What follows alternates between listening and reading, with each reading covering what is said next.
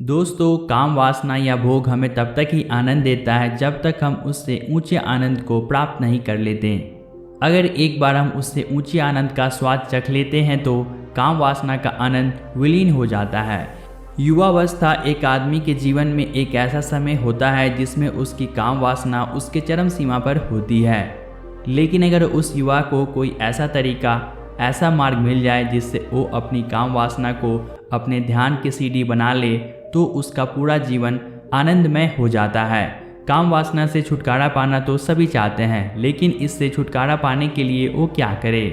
दोस्तों, अगर आप आज की कहानी सुनते हैं तो आज के बाद आपका ध्यान काम वासना से हट जाएगी और आप इससे ऊंचे आनंद को प्राप्त कर सकते हैं। इससे पहले कि आप इस कहानी में खो जाए, आप वीडियो को लाइक कीजिए, साथ ही चैनल को सब्सक्राइब कर दीजिए। दोस्तों, एक बार की बात है, गौतम बुद्ध के समय में एक राज्य में एक बहुत ही प्रसिद्ध वेश्या रहती थी जिसका नाम रूपमाला था। वो बहुत ही सुंदर थी और उसे नगर वधू घोषित कर दिया गया था, यानी कि पूरे शहर की पत्नी।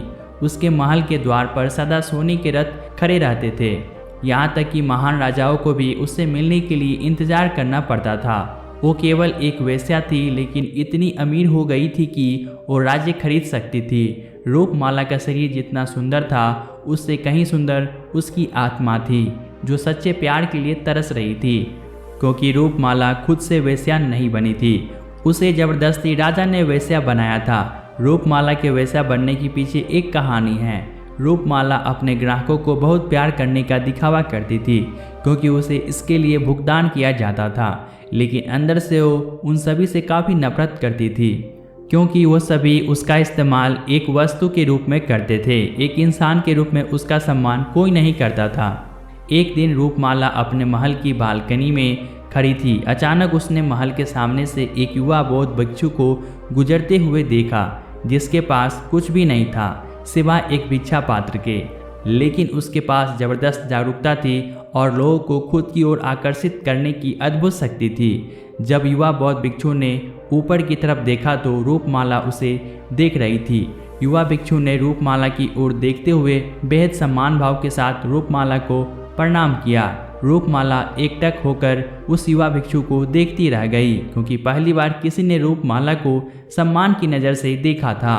किसी ने पहली बार उसे इंसान होने का एहसास दिलाया था। रूपमाला तुरंत सीढ़ियों से नीचे उतरी और बाहर आकर उसी युवा बौद्ध भिक्षु के पैर छुए और कहा, प्रभु कृपया आज के दिन आप मेरे मेहमान बने और मेरे महल में चलकर भोजन स्वीकार करें।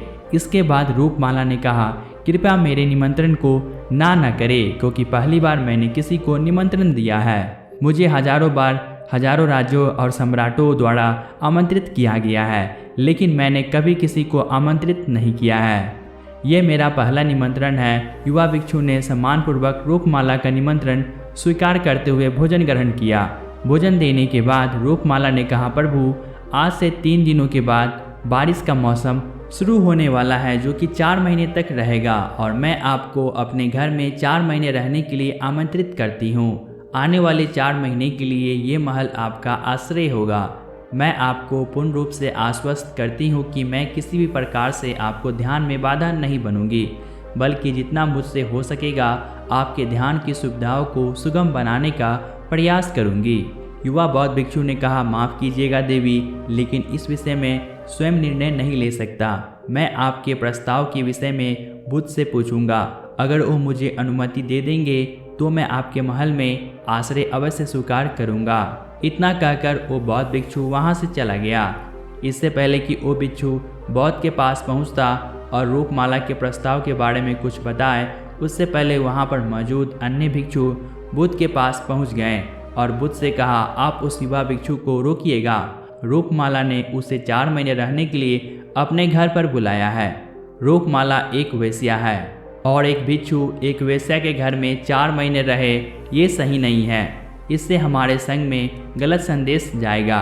बुद्ध ने कहा, कृपया आप लोग शांति का परिचय दें और उस भिक्षु के आने की प्रतीक्षा करें। थोड़ी देर बाद वो युवा भिक्षु बुद्ध के पास आया। उसने आते ही सबसे पहले बुद्ध को प्रणाम किया, पैर छुए और उन्हें पूरी कहानी सुनाते हुए कहा, बुद्ध, नगर की एक रूपमाला नाम की महिला ने मुझे बारिश के 4 महीने अपने घर पर रहने के लिए आमंत्रित किया है।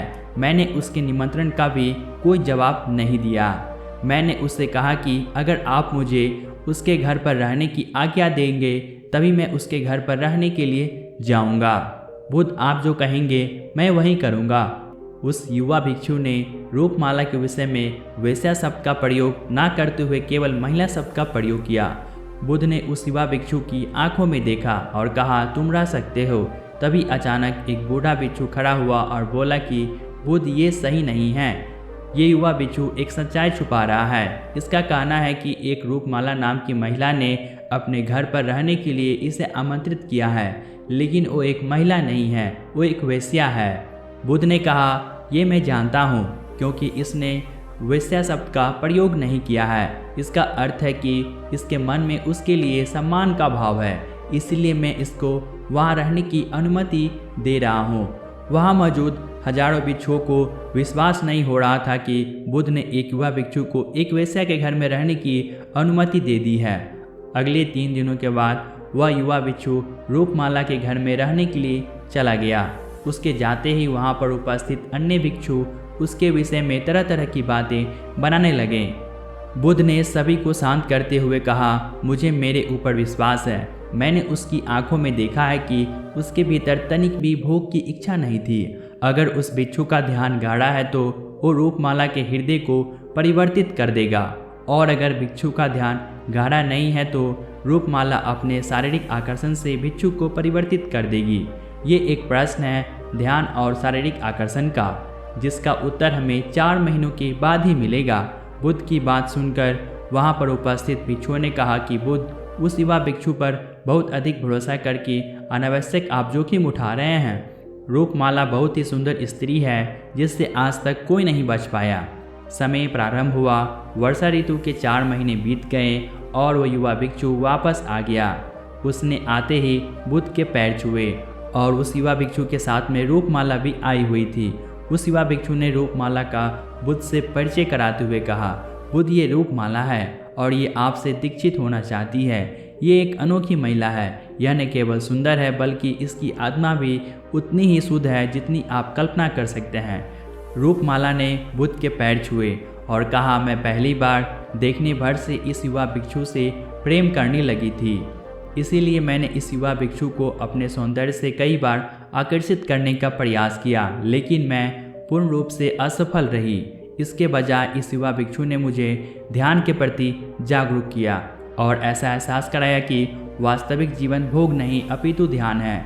इसीलिए बुद्ध ने अपनी सारी संपत्ति आपके भिक्षुओं को दान में देना चाहती हूँ और शेष जीवन ध्यान में बिताना चाहती हूँ। इसके बाद रूपमाला बुद्ध के शिष्यों में पहली महिला हुई जिन्हें आत्मज्ञान की प्राप्ति हुई। बुद्ध ने अपने पंथ के सभी शिष्यों से कहा यदि तुम विषयों के संगति से डरते हो तो उस डर का उस वेश्या से कोई लेना देना नहीं है, बल्कि वह डर तुम्हारे बेसुध मन की उपज है, क्योंकि तुमने काम वासना को दबा दिया है और काम की ऊर्जा को दबाया नहीं जा सकता। इसका केवल रूपांतरित किया जा सकता है। दोस्तों हम सभी भी अपनी काम वासना को ख़त्म करने के लिए उसका दमन करना चाहते हैं, उसको दबाना चाहते हैं, लेकिन काम वासना एक ऊर्जा होती है, एक एनर्जी होती है और ऊर्जा को कभी ख़त्म नहीं किया जा सकता, बल्कि वो रूपांतरित हो सकती है। अगर आप अपनी काम वासना की शक्ति को दूसरी जगहों पे, दूसरी दिशाओं में परिवर्तित करेंगे तो ही आप काम वासना से छुटकारा पा सकते हैं। लेकिन याद रहे काम वासना से छुटकारा पाने के बारे में हमें सोचना भी नहीं है, हमें बस अपनी ऊर्जा को परिवर्तित करना है। अब वो ऊर्जा हम कहाँ पे लगाएंगे, हम उसे अपनी रचनात्मक शक्तियों के लिए प्रयोग कर सकते हैं, ध्यान के लिए प्रयोग कर सकते हैं। और जैसे जैसे हम होश से भरेंगे हमारे जीवन में काम वासना से भी ज़्यादा आनंद पैदा हो जाएगा और उसके बाद काम वासना का आनंद हमें उसके सामने तुच्छ सा लगने लगेगा। दोस्तों आपने इस कहानी से ज़रूर काफ़ी कुछ ज्ञानवर्धक चीज़ें सीखी होगी, तो आप वीडियो को लाइक कीजिए, साथ ही आप इस कहानी को अपने दोस्तों के साथ शेयर कीजिए और वीडियो अच्छी लगी है तो चैनल को सब्सक्राइब कीजिए।